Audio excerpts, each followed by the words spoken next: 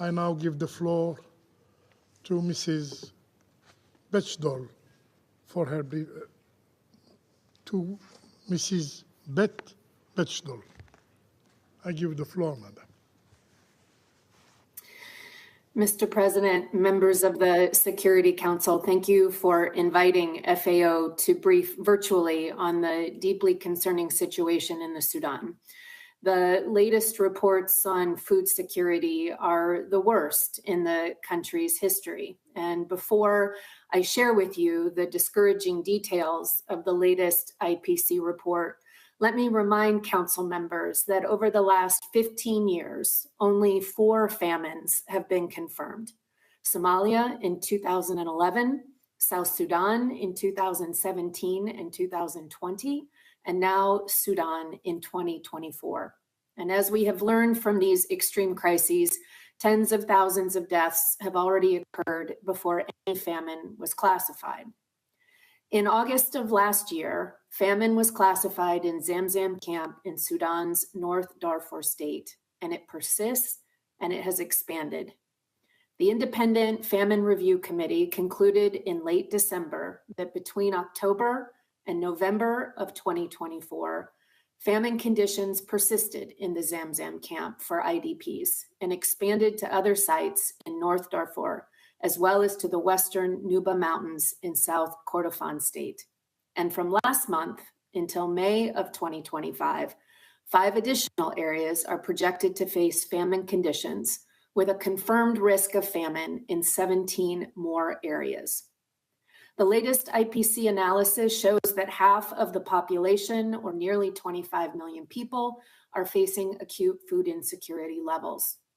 This is 3.5 million more people since June of 2024. So today, 15.9 million people are in IPC 3, crisis, 8.1 million in IPC 4, emergency, and just over 637,000 in IPC 5, catastrophe.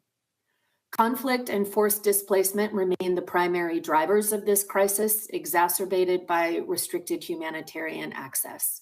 Sustained violence and economic turmoil have disrupted markets, displaced 11.5 million people, becoming the world's largest internal displacement crisis, and have also driven prices of staple goods to unaffordable levels.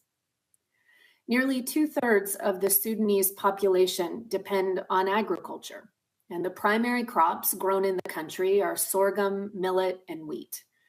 During the first year of the conflict, the 2023-24 season, production of these 3 crops was 4.1 million tons. But this was a 46% reduction from the previous year. This production loss could have fed approximately 18 million people for a single year, and also represented an economic loss somewhere between 1.3 and 1.7 billion US dollars. Production of other minor crops such as sesame, sunflowers, groundnuts, and cotton was well below average too.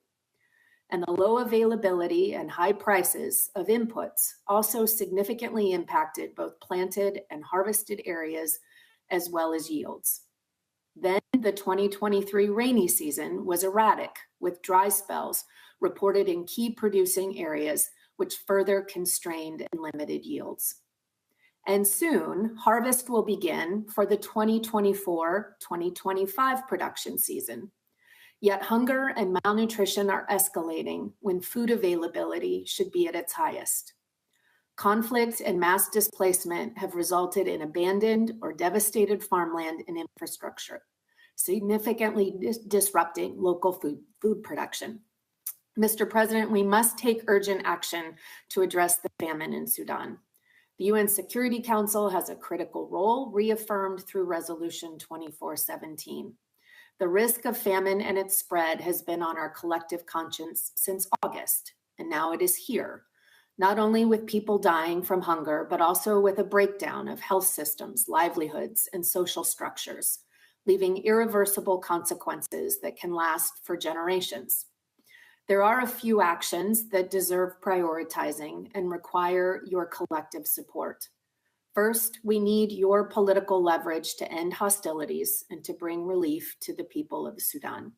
They urgently need food, water, shelter, medication, and life-saving emergency agricultural assistance today and not tomorrow. Second, we echo the calls from our UN and other partners, including OCHA, WFP, and UNICEF, for immediate and unimpeded humanitarian access.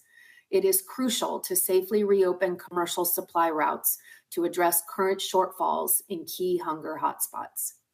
And third, we need to deliver multi-sectoral humanitarian assistance. While scaling up food, water, and cash assistance is vital, this alone cannot address the full scope of the hunger crisis. Ensuring local production through emergency agricultural support is critical to building resilience and preventing further humanitarian catastrophe. When farmers can access land and inputs, they will produce food. Last year, FAO's agricultural interventions had an impact. Over 2.7 million people in 11 states received more than 5,000 tons of sorghum and millet seeds, with okra seeds prioritized for IDP camps. Nearly 600,000 agro-pastoral households benefited from livestock vaccinations, feed, and veterinary services to protect their animals, a vital source of nutrition and income. But challenges remain. Heightened security risks for transportation providers hinder access to vulnerable communities, and funding gaps remain misaligned with the agricultural calendar, limiting our ability to act at the most critical times. In this coming year, we aim to scale up our response to reach over 14 million people. They are farmers, livestock herders, and fishermen and women with the seeds, livestock feed, and fishing supplies they need to produce their own nutritious food. Emergency agricultural support in Sudan must be prioritized. No one affected by the conflict, whether they are in an IDP camp or in their home community, wants to depend on food aid.